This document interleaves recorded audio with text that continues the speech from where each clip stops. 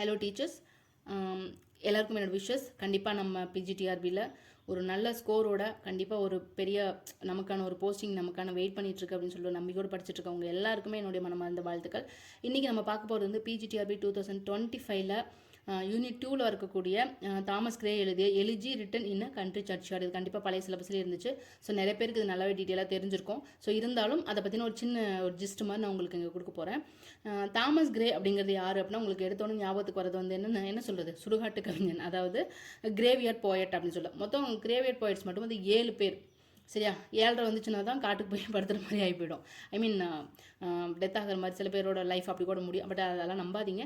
But நம்மளோட நம்பிக்கை தன்னம்பிக்கை தான் நம்மளுடைய லைஃப்பை வந்து லீட் பண்ணும். ஸோ அதனால் வந்து 7 மெம்பர்ஸு இன்க்ளூடிங் தாமஸ் கிரே. யார் அப்படின்னு பார்த்தீங்கன்னா மற்றவங்களாம் யார் பார்த்தீங்கன்னா, William Cowper, Christopher Smart, Oliver Goldsmith, Robert Blair and Thomas Parnell and Edward Young. So இவங்க எல்லாமே தான். ஸோ இது வந்து ஒரு யார் வந்து ப்ரீகர்சர் ஆஃப் ரொமான்டிக் மூமெண்ட்டில் வந்து இருந்தவர் தான் நம்மளுடைய தாமஸ் கிரே. இதுலேருந்து ஒரு கொஷின்ஸ்லாம் வரதுக்கான வாய்ப்புகள் இருக்குது. இவர் வந்து படித்தது எல்லாமே ஈட்டன் காலேஜுங்க. ஸோ அது உங்களுக்கு தெரிஞ்சிருக்கும். இவர் பிறந்தது வந்து டிசம்பர் 26, 1716 கார்ன்ஹில் அப்படிங்கிற ஒரு இடத்துல லண்டனில் பிறந்திருக்காரு. இவர் ஈட்டன் காலேஜில் படிக்கும்போது இவங்களுக்கு வந்து மொத்தம் 3 ஃப்ரெண்ட்ஸ் இருந்தாங்க. இவங்க முக்கியமான ஃப்ரெண்ட்ஸ் இவங்க எல்லாமே. ஏன்னா இவரோட லைஃப்பில் ஃபுல்லாகவே இவங்க வருவாங்க. ஸோ ஃப்ரெண்ட்ஷிப் அப்படிங்கிற மாதிரி தான். ஸோ தாமஸ் ஆஸ்டன் அப்படிங்கிறவர், அதுக்கப்புறம் பார்த்தீங்கன்னா ஹொரேஸ் வால்போலே. ஹொரேஸ் வால்போலே தெரியும், நமக்கு ஏற்கனவே வந்துட்டு நம்மளோட சிலபஸ்லேயே இருக்குது. ஸோ ரிச்சர்ட் வெஸ்ட் அப்படிங்கிறவர் வந்து அவர் கூட பிறந்தார். ரிச்சர்ட் வெஸ்ட் தான் வந்து இடையில இறந்துடுவார். அவருக்காக ஒரு எலிஜி எழுதியிருப்பார். அந்த எலிஜியோட கண்டினியூஷனாக அந்த ஒரு மைண்ட் செட்டில் எழுதுனது தான் வந்து இந்த எலிஜி ரிட்டன் இன் கண்ட்ரி சர்ச்யார்டு அப்படிங்கிற இந்த போயம். சரியா? ஸோ இவர் வந்து என்னென்ன சொல்லுவாங்கன்னா, இங்கிலீஷ் போயட்டு, லெட்டர் ரைட்டர், அதுக்கப்புறம் கிளாசிக்கல் ஸ்காலர்னு சொல்லுவாங்க, ப்ரொஃபஸர்னு சொல்லுவாங்க. இவர் வந்து பிரிம்போ காலேஜில் தான் வந்துட்டு ஒர்க் பண்ணார் இல்லையா, கேம்பிரிட்ஜில். ஸோ அதை பற்றி நான் சொல்லுவாங்க.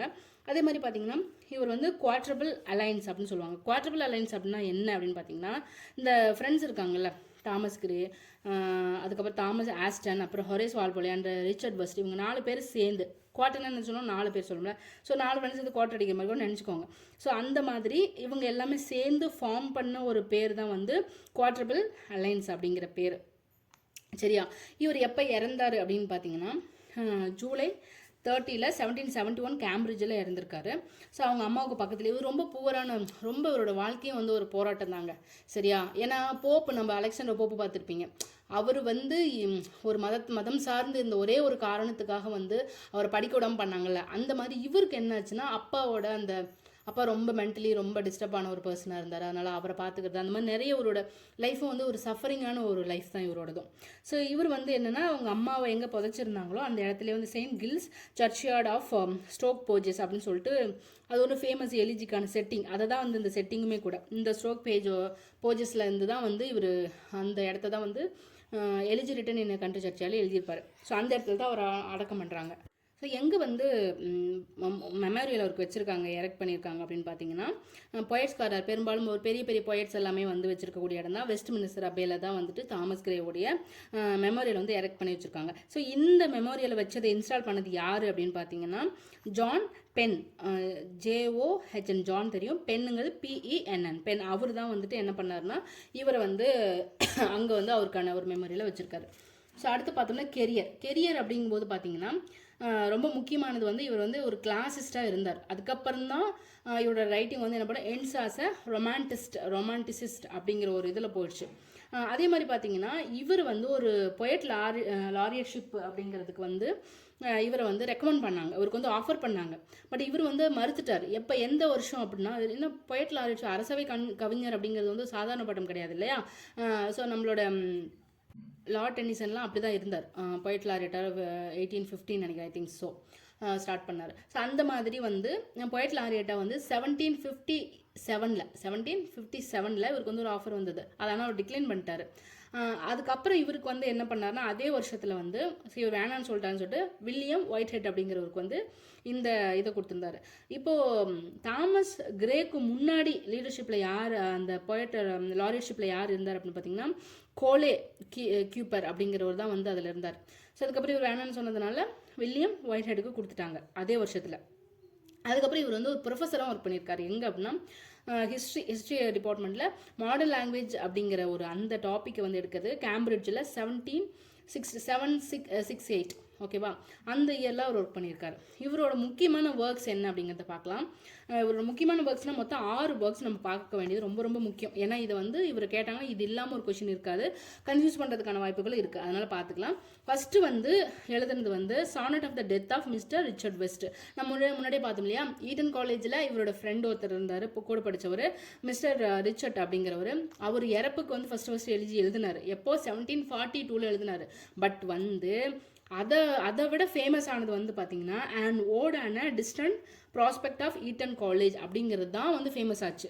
எப்போ செகண்டாக எழுதுனது 1747.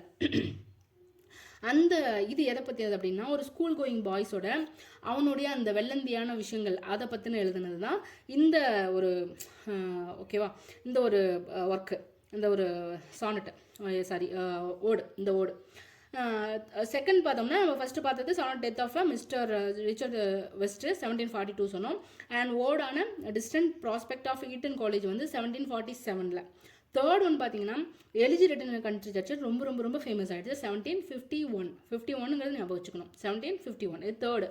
ஸோ இது வந்து என்னென்னா ஒரு ஹம்பிள் லைஃப்பில் இருக்கக்கூடிய ஒரு அன்னோன் வில்லேஜஸ் ஒரு இறந்துட்டாங்க அப்படின்னா அவங்களோட லைஃப் எப்படி இருந்தது, அதை வந்து ரிச் பீப்புள் பார்த்து எப்படி மார்க் பண்ணுறாங்க. மார்க் பண்ணாதீங்க, அவங்க ரொம்ப யூஸ்ஃபுல்லான ஒரு விஷயங்களை பண்ணிட்டு போயிருக்காங்க அவங்களோட ஃபோர் ஃபாதர்ஸு.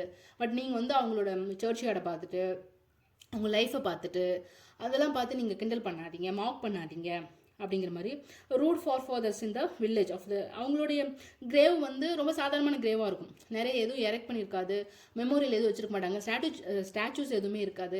பட் ஆனால் அவங்கள பார்த்து மார்க் பண்ணாதீங்க அப்படின்னு சொல்லிட்டு போயிட்டே வந்து இந்த விஷயங்கள் எல்லாத்தையும் அங்கே ரொம்ப அழகான ஒரு இமேஜரி வச்சு நிறைய பர்சானிஃபிகேஷன்ஸ்லாம் வச்சு பண்ணியிருப்பார். ஸோ இதெல்லாம் இந்த ஸ்டோரி பார்த்தினது. அதுக்கப்புறம் பார்த்திங்கன்னா ஓடான ஸ்ப்ரிங் அப்படிங்கிற ஒரு ஸ்டோரி, இது ஒரு ஓடு.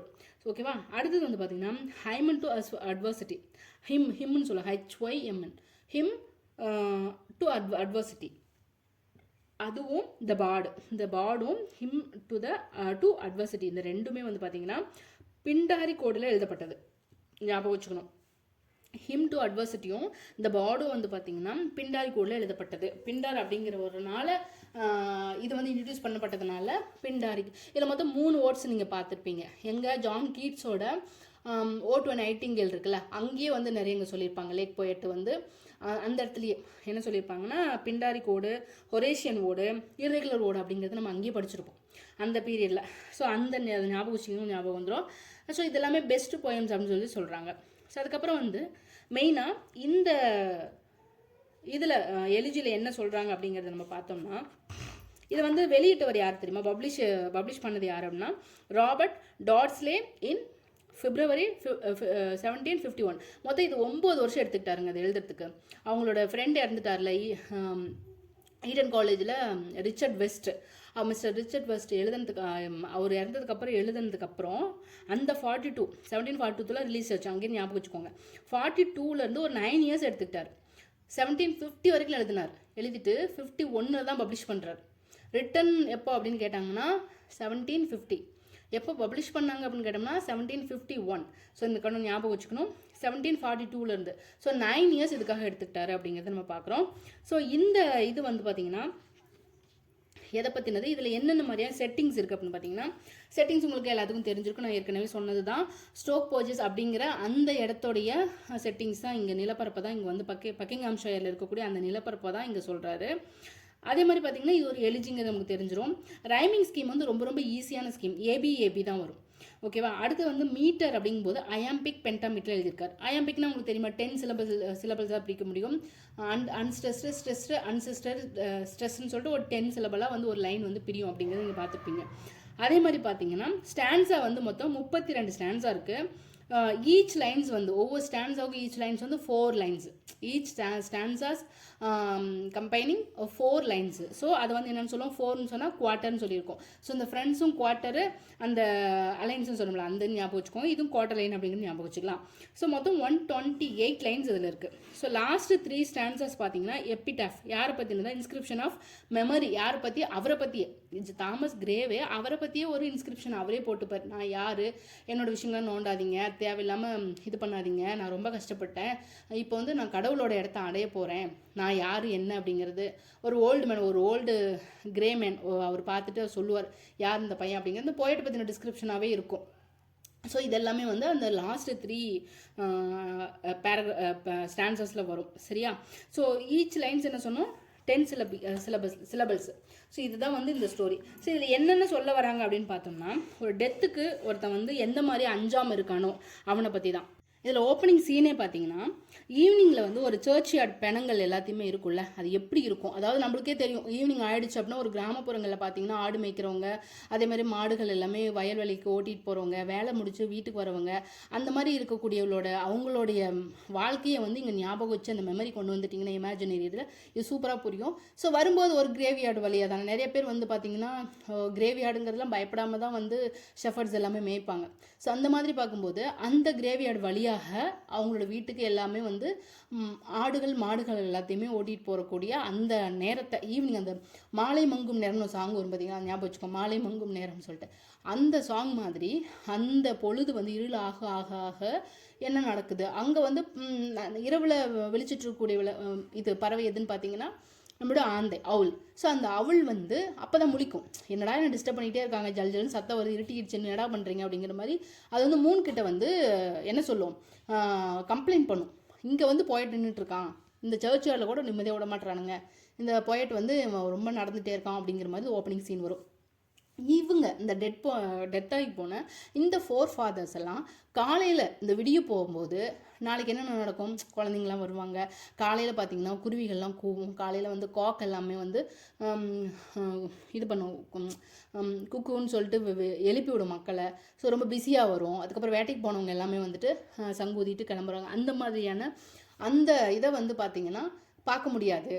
ஸோ அதுக்கப்புறம் அவங்க ஒய்ஃப்லாம் ரொம்ப பிஸியாக வந்து மீல்ஸ்லாம் ரெடி பண்ணுவாங்க, அவங்க இதெல்லாம் பார்க்க முடியாது அப்படிங்கிறது சொல்லிவிட்டு ஃபஸ்ட்டு வந்து இப்போ ப்ரெசென்ட் என்னங்கிறத சொல்லிடுவாங்க 2-3 பேசேஜ். அதுக்கப்புறம் வந்து 4th மேலே 5th வரக்கூடிய 5th or 6th லைக் அந்த இதில் வந்து பார்த்திங்கன்னா பாஸ்டில் அவன் எப்படிலாம் இருந்தான், இங்கே வந்து இப்போ ஒன்றுமே இல்லாமல் மண்ணுக்கு இரையாகிட்டு இருக்கக்கூடிய இவங்க அந்த 4 ஃபாதர்ஸ் எல்லாமே வந்து பார்த்திங்கன்னா எப்போ பாஸ்டில் எப்படி இருந்தாங்க, ஒரு உழவனா இந்த நாட்டுக்கு பயன்படுற வகையில் ஏதாவது ஒரு வகையில் ஒரு உழவு பண்ணி சாப்பாட்டை வந்து இந்த விவசாயிகள் மற்றவங்களுக்கு கொடுத்துட்டு இருந்ததை எப்படி இருந்தாங்க, இவங்களுடைய அந்த காலகட்டத்தில் அந்த இங்கிலாண்டில் அந்த காலகட்டத்தில் வந்து மக்கள் எந்த அளவுக்கு வந்து இந்த புவர் பீப்புள் வந்து பாவர்ட்டியில் தள்ளப்பட்டாங்க, எஜுகேஷன் கொடுக்காம லேக் ஆஃப் எஜுகேஷன் பண்ணாங்க, செனேட் மெம்பர்ஸு ஒரு பார்லிமெண்ட் மெம்பர்ஸ் எல்லாம் வந்து அவங்களோட கண் பார்வை எப்படி இவங்க மேலாம் படாமல் போச்சு. அதனால் வந்து அவங்களோட கல்லறைகளெல்லாம் பார்த்தீங்கன்னா ஏதோ ஒரு பாடுன்னா பெரிய கவிஞன், பட் வந்து இங்கே வந்து ஒரு மியூஸ்ன்னு சொல்லுவாங்க, ஒரு போயட், ஒரு நல்ல எழுத தெரியாத ஏதோ தப்பாக ஸ்பெல்லிங் எழுதி வச்சிருக்கக்கூடிய அந்த மாதிரியான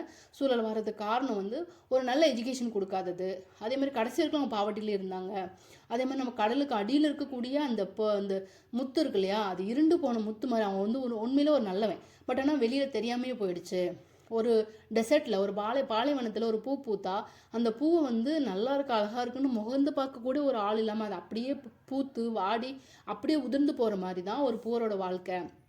ஆனால் அவன் வந்து எந்த ஒரு சொத்துக்காகவும் யாரோட சொத்துக்காகவும் ஆசைப்படலை.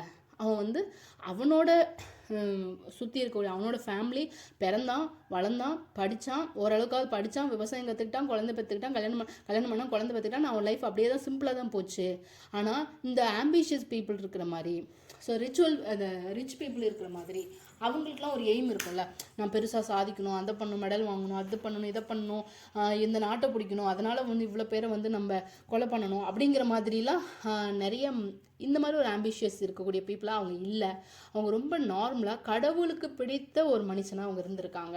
அது கடைசியாக முடிக்கும் போது அப்படி தான் முடிப்பார், சூப்பராக இருக்கும். ஸோ அந்த மாதிரியான ஒரு பீப்புளாக தான் இவங்க இருந்திருக்காங்க. இவங்களை போய் என்னடா வந்தான் சாதிச்சான்னு கிண்டல் பண்ணாதீங்க அப்படிம்பாரு. ஸோ இது எல்லாமே தான் வந்து இந்த 32 ஸ்டான்ஸாக ரொம்ப அழகாக கொடுத்துருப்பாரு. ஸோ உங்களுக்கு லைன் பை லைன் எக்ஸ்ப்ளனேஷன்ஸ் வேணும் அப்படின்னா கீழே கமெண்ட் பாக்ஸில் போடுங்க, நான் வந்து கண்டிப்பாக வந்து உங்களுக்கு எக்ஸ்பிளைன் பண்ணுறேன். இதில் வந்து ஒரு முக்கியமாக ஒரு 2-3 பேர் வரும். ஃபஸ்ட்டு வந்து மில்டன் சொல்லியிருப்பாங்க. ஸோ மில்டன் அந்த டைமில் ரொம்ப கஷ்டப்பட்டவர் தானே. அதுக்கப்புறம் அவர் இறந்ததுக்கப்புறம் அவரோட கண் பார்வை போனதுக்கப்புறம் புகழ் வாய்ந்தார். ஆனால் அதுக்கு முன்னாடி அவர் ரொம்ப கஷ்டப்பட்டார். அதே மாதிரி மில்டன் மாதிரி கூட அதில் இருந்திருக்கலாம். நிறைய இங்கே அந்த கிரேவியார்டில் இருக்கக்கூடிய இந்த 4 ஃபாதர்ஸ் வந்து நிறைய மில்டனாக இருந்திருக்கலாம், ஒரு நல்ல சாங் பாடுறவங்களாக இருந்திருக்கலாம். அப்புறம் வந்து சார்ல்ஸ் ஒன்றுக்கு எதிராக அந்த டேக்ஸ் போட்டான்னு சொல்லிட்டு ஹாம்டன் சொல்லிட்டு ஒருத்தர் எதிராக நின்னால ஒரு ரொம்ப பிரேவாக ஒருத்தர் ஜான் ஹாம்டன் சொல்லிட்டு அவர் மாதிரி இருந்திருக்கலாம். ஸோ நிறைய பேர் அதில் இங்கே இருந்திருக்கோம், அந்த மாதிரி இருந்திருக்கலாம், வெளி உலகத்துக்கு தெரியாமே போயிருக்கலாம் அப்படிங்கிறதுலாம் சொல்லுவார். ஸோ இதுதான் 32 ஸ்டாண்ட்ஸால் இருக்கக்கூடிய உள்ள டெப்த்தாக உங்களுக்கு லைன்ஸ் பை லைன்ஸ் பார்த்தீங்கன்னா உங்களுக்கு புரிஞ்சிடும். உங்களுக்கு அப்படியே லைக் எக்ஸ்ப்ளனேஷன்ஸ் வேணும் அப்படின்னா கீழே கமெண்ட்ஸில் போடுங்க. தேங்க்யூ ஃப்ரெண்ட்ஸ், கண்டிப்பாக உங்களுக்கு இது ரொம்ப யூஸ்ஃபுல்லாக இருந்திருக்கும். இதில் வேறு ஏதாவது டவுட்ஸ் இருந்தாலும் கீழே கமெண்ட் பாக்ஸில் போடுங்க. Thank you so much.